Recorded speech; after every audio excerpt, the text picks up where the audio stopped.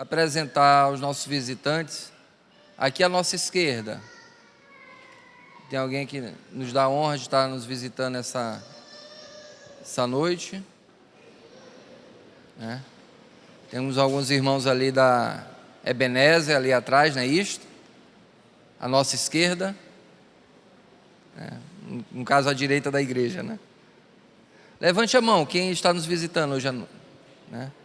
Os irmãos ali, né?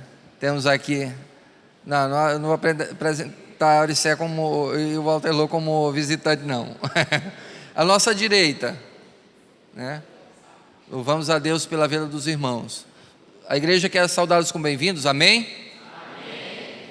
Louvamos a Deus pela vida de Enio, que veio cooperar conosco aqui, falar um pouco sobre a Jocum, falar um pouco sobre o Nico, né? Aqui na igreja nós temos o Beni e a Janine e a Keslin já fizeram o Nico, o Anderson também, Júnior também já fez o Nico, né, Júnior? Né? Então, a Jocum já é uma conhecida nossa aqui da igreja, né? Já há 3 anos que nós fazemos os nossos retiros lá na base da Jocum, né? Tem sido uma bênção. A Janine já fez o Envia, que é a Escola Noturna Vida Abundante. A Simone está fazendo o Envia agora, né? Às terças e quintas, ela faz ali na Ipice, na Forquilha, e está fazendo esse projeto hoje, né? Ela viajou sexta-feira à noite, e estão ali em Serrano do Maranhão, né? A cidade de Serrano, né? Estão fazendo abiblamento lá, a Bíblia em cada casa. Estará retornando, está chegando aqui em São Luís daqui a pouco, por volta de meia-noite, 1h, né? Então, que Deus abençoe a vida de cada um, né? E que Deus continue nos chamando para a missão.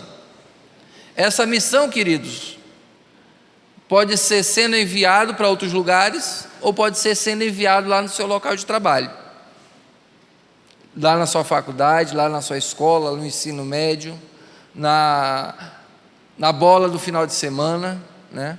Em todo tempo e fora de tempo, amém? Vamos abrir nossas Bíblias no Evangelho de Mateus, no último capítulo de Mateus, no capítulo 28.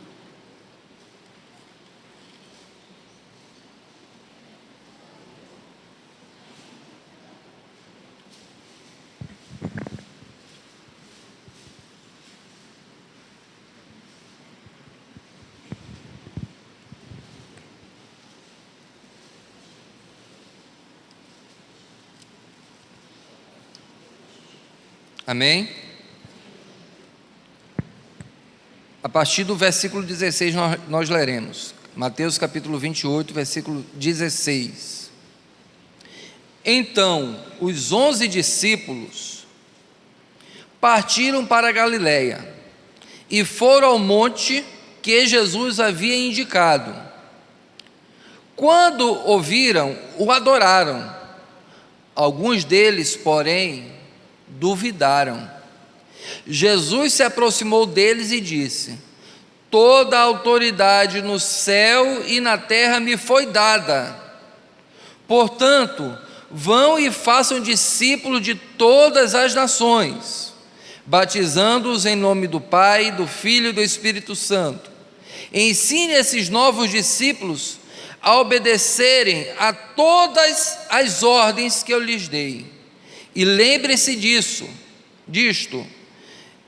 estou todos os dias com vocês, até o fim dos tempos. Amém.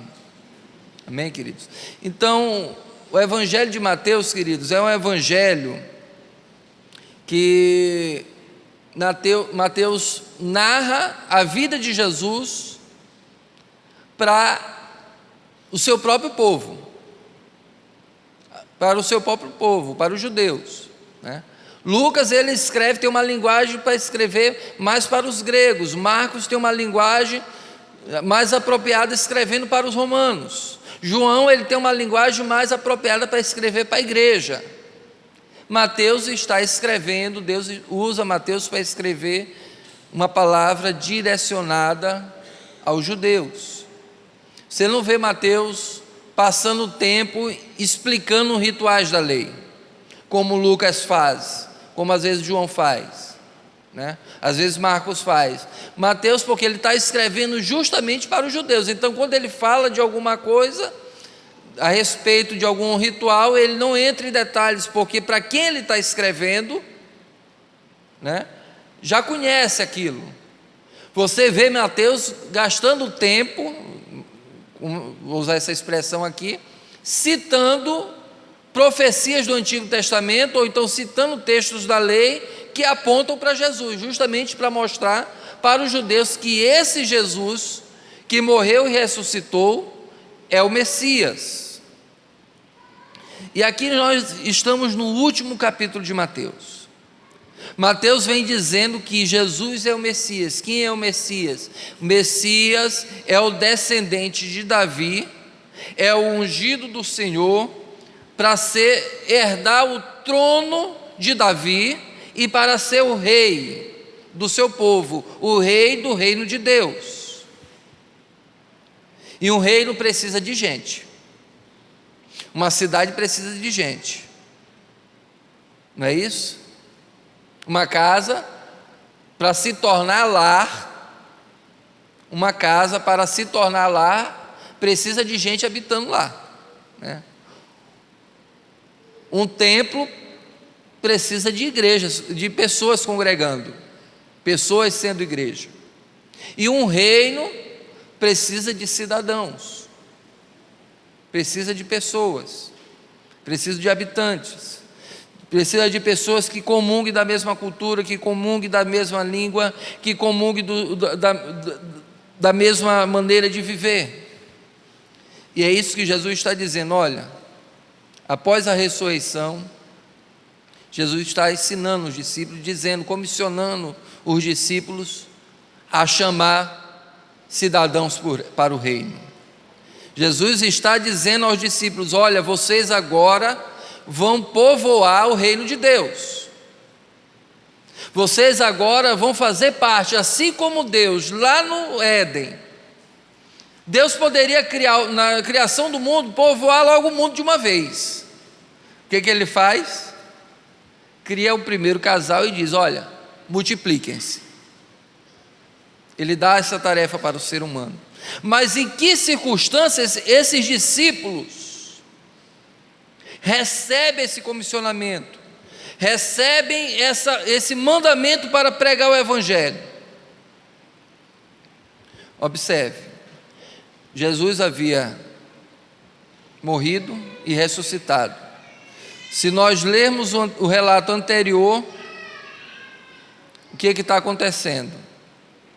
Guardas estão sendo subordinados à mentira a respeito da ressurreição de Jesus.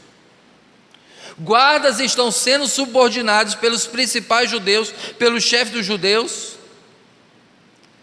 por fariseus, por sacerdotes, para dizer: olha, não digam que Jesus ressuscitou, não digam que ele não está mais no túmulo, não digam o que aconteceu,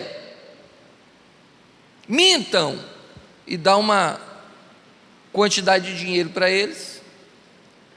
eles inventarem uma história. Digam que vocês, em vez de estarem trabalhando, acordados, vocês estavam dormindo, vocês pegaram no sono. E enquanto vocês estavam dormindo, os discípulos de Jesus vieram e roubaram o corpo dele. Se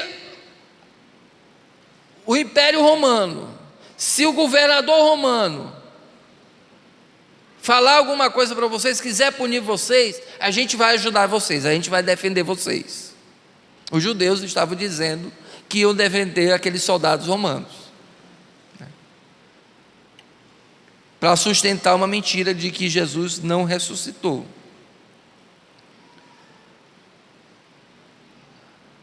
A sequência seguinte seria uma sequência de perseguição, porque se perseguiram a Jesus, o que ia acontecer?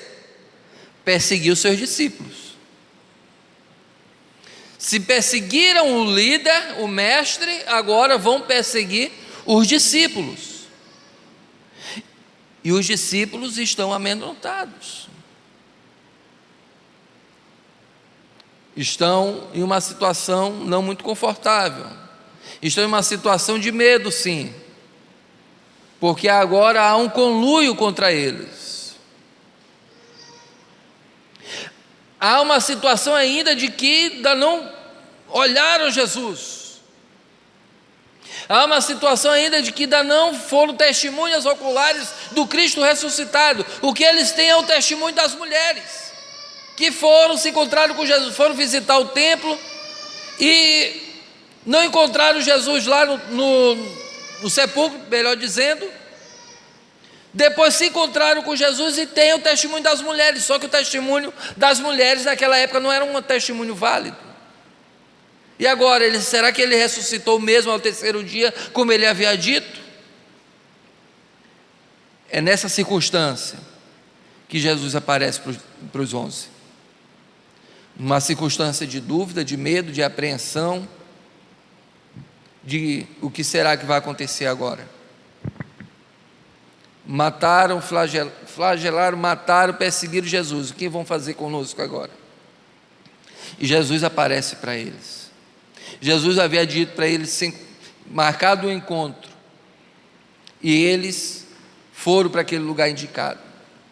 Apesar das dúvidas, apesar dos temores, apesar das circunstâncias, apesar de que tudo girava em torno, era contra eles, eles obedeceram à voz de Jesus. Apesar da dúvida da ressurreição de Jesus, Jesus marcou um encontro com eles e eles foram se encontrar naquele lugar. Apesar de que as circunstâncias diziam o contrário, eles acreditaram na palavra do Mestre. Nós, como discípulos, somos chamados a confiar na palavra do Mestre, querido. Apesar que a lógica humana diga totalmente o contrário, apesar que a nossa racionalidade diga, não, isso não pode ser assim. Se Jesus falou, se Jesus deu uma orientação, se Jesus deu uma palavra, nós devemos obedecer. Amém, queridos? Quando viram, o adoraram, se prostraram diante de Jesus, adoraram a Jesus, o Jesus ressuscitado, o Jesus que venceu a morte, aquele Jesus que alguns deles seguiram de longe, aquele Jesus que eles viram apanhando, aquele Jesus que eles viram desfigurado, que eles viram perdendo o seu sangue, aquele Jesus que eles viram crucificado, aquele Jesus que eles viram com o semblante pior possível. Eles olham agora Jesus com um corpo glorificado. Eles se encontram com Jesus agora com o corpo restaurado. Eles se encontram agora com Jesus com um corpo glorificado. Louvado seja o nome do Senhor. E agora eles adoram a Jesus. Porém, alguns deles duvidaram. Jesus entende as circunstâncias humanas. Queridos, muitos chamados para a missão, para o evangelho, para se dedicar em tempo integral, duvidaram. Moisés, quando Deus apareceu para Moisés na sarça ardente, Moisés ficou dando desculpa. Eu não sei falar, né, não sei o que e tal, né?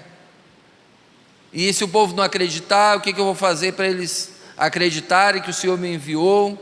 Eu saí fugitivo, aquele negócio todo, como é que eles vão acreditar em mim? Não, mas eu não sei falar direito. Aí Deus, não, é contigo mesmo, chama Arão para te ajudar, mas é contigo. Jeremias, cativeiro babilônico à vista, Deus chama Jeremias. Jeremias disse, eu não passo de uma criança.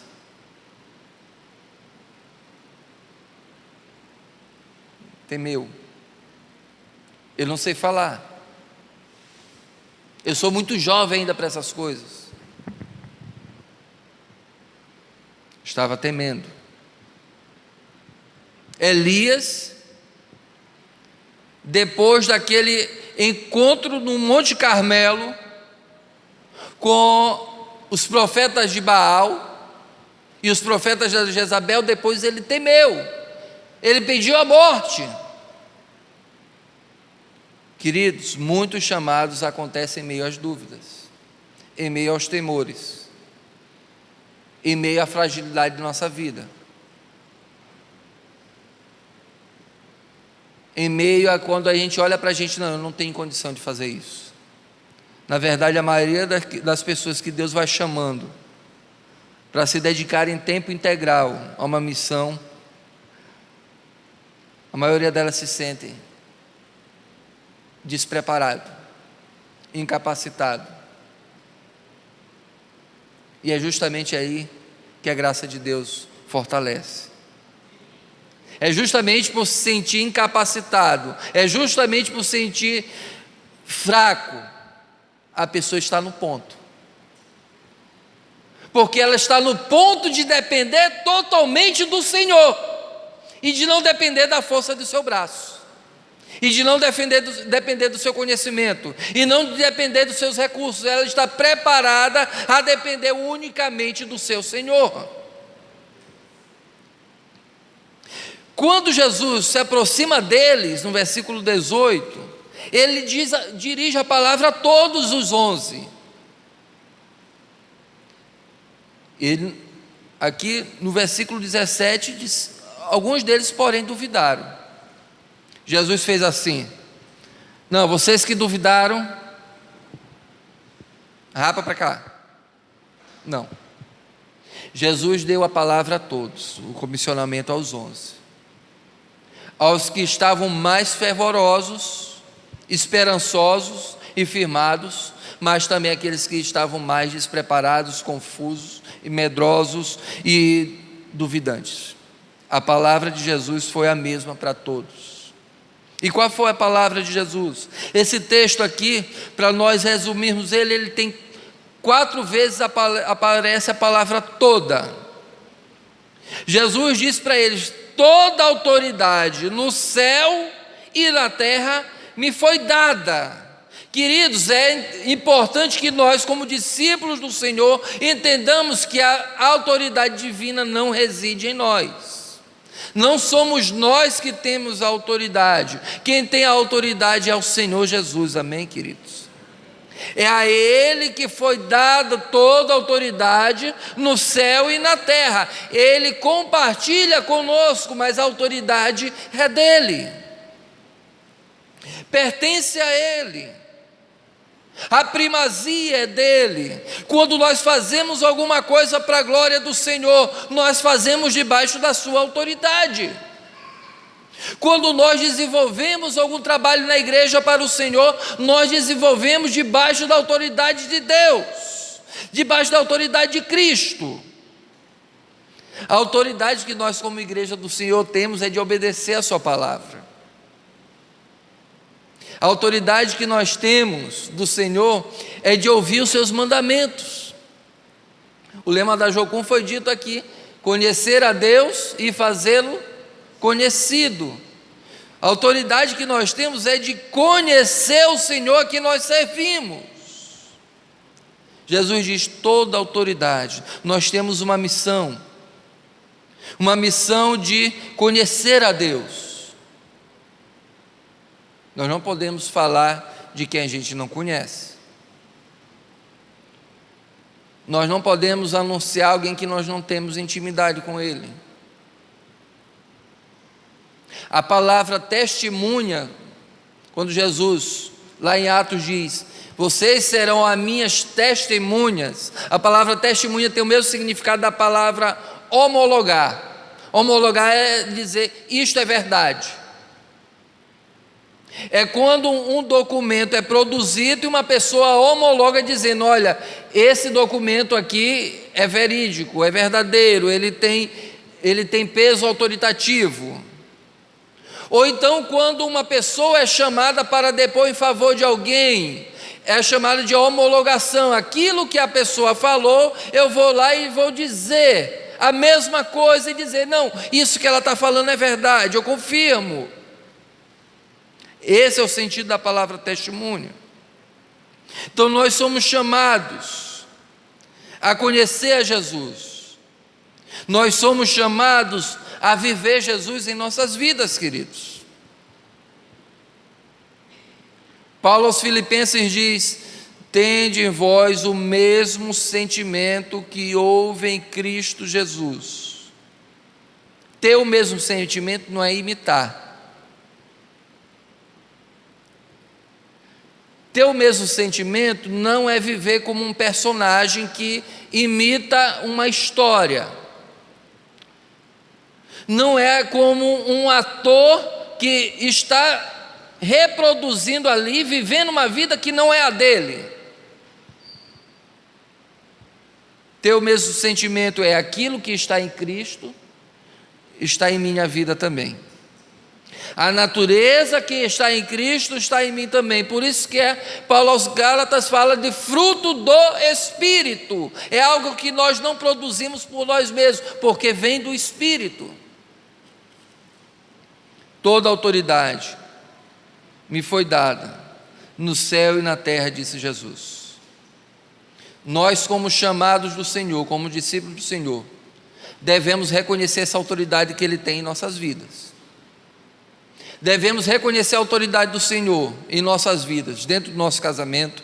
Devemos reconhecer a autoridade do Senhor em nossas vidas, dentro das nossas finanças. Nós devemos reconhecer a autoridade do Senhor em nossas vidas, dentro do nosso trabalho, naquilo que nós fazemos, naquilo que nós desempenhamos na igreja ou fora da igreja. E reconhecer que tudo aquilo que nós fazemos, o fazemos para a glória de Deus. E isso é respeitar a autoridade de Jesus em nossas vidas. É saber que a vida que nós vivemos, não vivemos mais em nós mesmos, mas vivemos pela fé no Filho de Deus, como Paulo diz. Toda autoridade. Às vezes nós queremos viver fora dessa autoridade. E essa autoridade de Jesus também é manifesta através da igreja, através dos princípios que Jesus colocou como maneira de viver, como modo de vida da igreja. Essa autoridade também é manifesta quando nós vivemos como Jesus viveu. Quando nós vamos lá em Mateus capítulo 5, 6 e 7 e aprendemos o que está ali e vivemos o que está ali. E isso aí está debaixo da autoridade de Jesus. Estar debaixo da autoridade de Jesus é depender unicamente e exclusivamente dele. Estar debaixo da autoridade de Jesus é depender unicamente e exclusivamente dele. É saber que ele é o dono do recurso. Jesus está enviando os discípulos. Jesus não está dizendo para os discípulos: olha, confie na instituição chamada igreja, confie na igreja local, confie no pastor, qualquer problema, recorra a ele. Jesus não está dizendo que a autoridade está nas pessoas, ele está dizendo que a autoridade foi dada a ele. Louvado seja o nome do Senhor. Logo estamos seguros, porque as pessoas são falhas, as instituições também são falhas. Nós podemos falhar como uma igreja, nós podemos falhar como liderança, mas Jesus não falha como rei sobre nossas vidas. Portanto, vão e façam discípulos de todas as nações. Olha o segundo todas aqui. Todas as nações. Quando Jesus fala todas, é todas mesmo. Não é algumas nações. Aqui em Mateus, no Evangelho de Mateus, há duas vezes Jesus envia os discípulos. A primeira é no capítulo 10. No capítulo 10, Jesus disse aos discípulos: olha, não vão aos samaritanos, nem vão aos gentios. Primeiro vão a quem? As ovelhas da casa de Israel. Na primeira missão, no primeiro comissionamento, Jesus diz: olha, trabalha primeiro com aquilo que é conhecido de vocês. Trabalha primeiro com aqueles que pertencem à mesma cultura que vocês têm, que falam do mesmo jeito que vocês falam, que leem do mesmo jeito que vocês leem, que pensam culturalmente do mesmo jeito que vocês pensam. Vão primeiro como estágio, falando com os de vocês, que vocês não vão ter dificuldade cultural, não vão ter dificuldade linguística. Vão como estágio, vão trabalhando ali como estágio, para algo maior que tem ali na frente.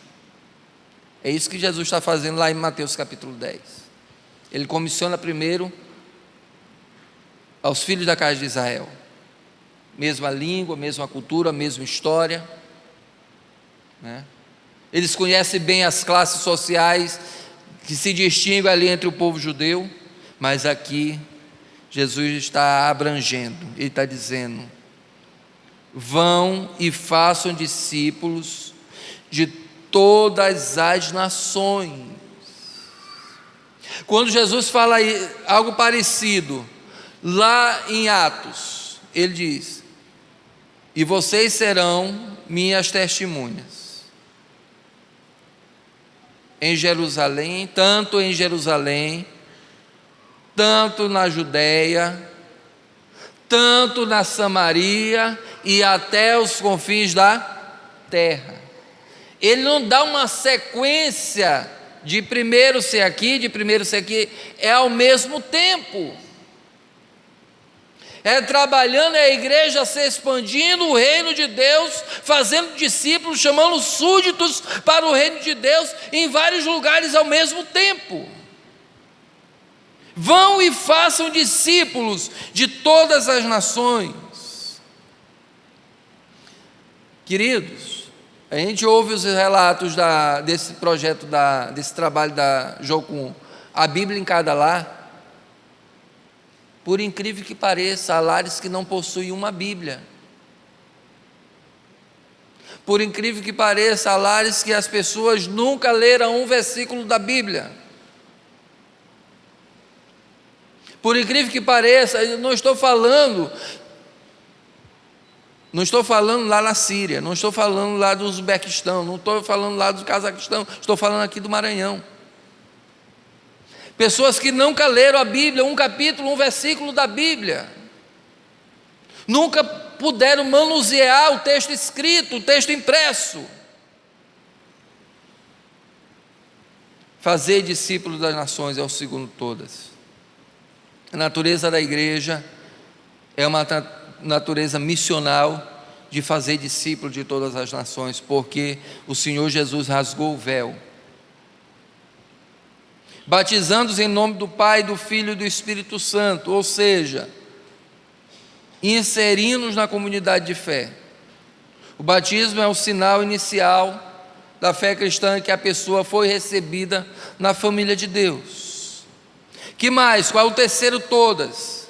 Ensine os novos discípulos a obedecerem todos os mandamentos, todas as ordens que eu lhes dei. Os discípulos passaram 3 anos com Jesus. Paulo também, após a sua conversão, ele passou 3 anos sendo discipulado pelo próprio Jesus, como nós lemos lá em Gálatas. Ensine os novos discípulos a obedecerem todas as ordens que eu lhes dei. Então, para ensinar os outros, eu preciso o quê? Conhecer. Eu preciso conhecer Jesus para ensinar o que Jesus diz. Eu preciso aprender de Jesus, e Jesus nos deixou a sua palavra para ensinar esses novos discípulos aquilo que é a sua vontade, para eles obedecerem. Ensine os novos discípulos a obedecerem. Como é que se ensina alguém a obedecer? Ensinando oralmente e também pela prática, pelo exemplo. Tem um momento aqui no livro de Mateus, também no Evangelho de Mateus, que Jesus fala para os discípulos assim: olha, aquilo que os fariseus ensinam, que os doutores da lei, façam o que eles ensinam, mas não façam o que eles fazem, porque eles não vivem aquilo que eles ensinam. Mas Jesus está dizendo para nós: ensine os discípulos a obedecer. Então devemos ensinar, mostrando na palavra, mas também mostrando na prática. Amém, queridos? Qual é a garantia que nós temos de cumprir o mandamento de Jesus? Qual é a garantia que nós temos de que, apesar de nossos temores, apesar de nossas frustrações, apesar de nossas incapacidades, apesar de nossas dúvidas, dos nossos temores, qual é a garantia que nós temos que vamos cumprir a missão de Jesus? Qual é a garantia que nós temos que vamos fazer discípulos de todas as nações? Qual é a garantia que nós temos que nós vamos conseguir ensinar todas as coisas que Jesus ensinou, todos os mandamentos que Ele deu? A garantia já está no primeiro toda a autoridade está no nome de Jesus, toda a autoridade está nele. E a segunda garantia está aqui: eu estarei convosco todos os dias até a consumação dos tempos. Louvado seja o nome do Senhor. Não estamos sós, queridos. Eliseu, quando ele pensava que estava só ali na enfurnada, naquela caverna, Deus chega e fala para ele: olha, tu está pensando que tu está só?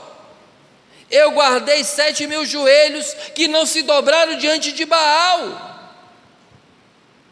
E ainda que ele não tivesse esses 7.000 joelhos, mas a própria presença do nosso Senhor nos garante a vitória na sua obra, porque não depende da nossa força, não depende do nosso recurso, não depende daquilo que a força que nosso braço, ou quanto o nosso braço pode alcançar, mas do Senhor que nós servimos, que tem toda a autoridade no céu e na terra. Louvado seja o nome do Senhor para todo sempre. Amém, queridos? Nós temos a garantia do nosso Senhor, que Ele está conosco todo o tempo. Nesse momento nós queremos chamar aqui nosso irmão Walter Lou Júnior, aqui à frente.